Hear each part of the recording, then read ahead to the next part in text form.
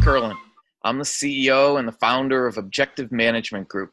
And over the last 28 years, we've evaluated and assessed 1.8 million salespeople, sales managers, and sales leaders. And what a story the data has to tell. If you think about the typical salesperson and why they may enter sales in the first place, it's usually because people say, you're so likable, people love you. But most of those people need their prospects to like them, as opposed to just having the ability to get people to like them. Salespeople who need people to like them run into all kinds of trouble, because the salespeople who need to be liked can't ask a lot of questions because they think it's rude, and then people won't like them. They can't ask tough questions because they think a prospect might hate them.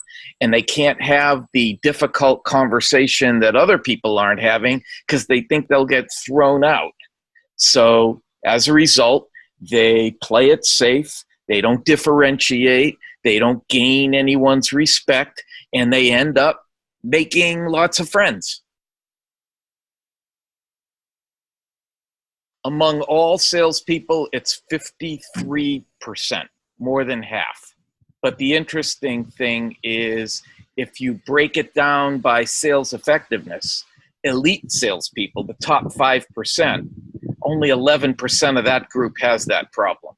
And if you go down to the weakest 25%, 86% of the weakest salespeople need to be liked. There is a direct correlation between how bad the need to be liked is and how bad someone is as a salesperson.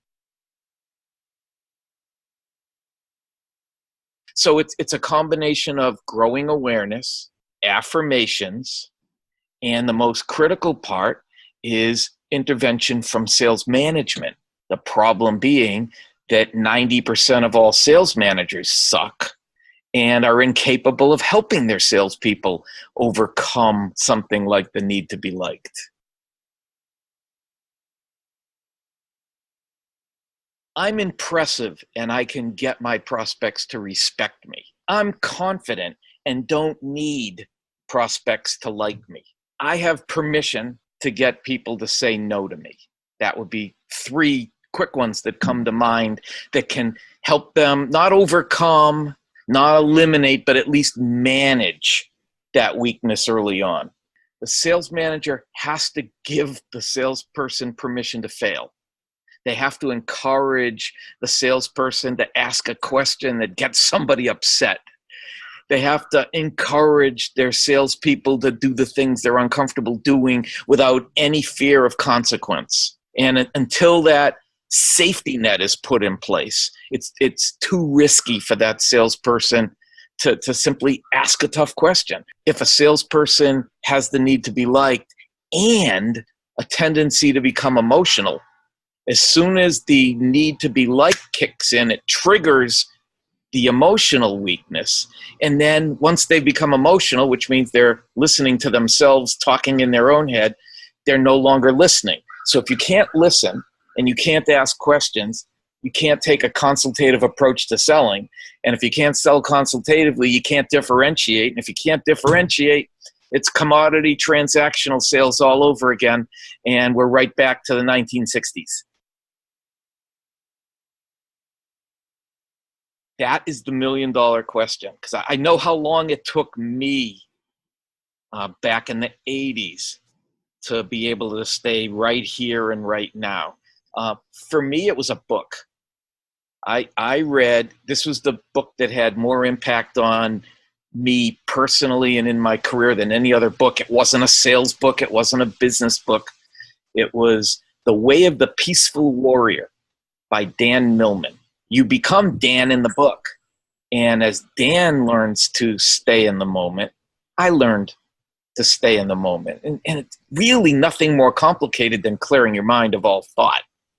And when the mind is clear, you can be right here. You can be right now, and you can focus and listen without thinking ahead of what you need to do next, without thinking about what just happened.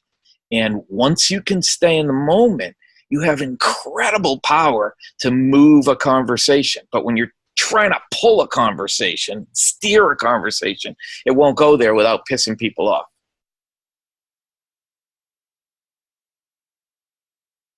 It comes in stages. One of the OMG measurements is sales assertiveness. And the sales assertiveness finding looks at, on one end of the pendulum, being too timid, and on the other end of the pendulum, too aggressive. And we've all met these people who are just so obnoxious and so aggressive that you can't stand being around them. So you don't want a salesperson to hit the 180-degree opposite of needing to be liked. You need to have situational awareness. So we want people to be assertive, but not aggressive. To this day, I still ask permission to push back. If I hear something that I have an opportunity to challenge, I will ask a CEO, is it okay if I push back on what you just said? Is it okay if I challenge that thinking? And if you ask permission, the other person's always okay with it, and then anything goes.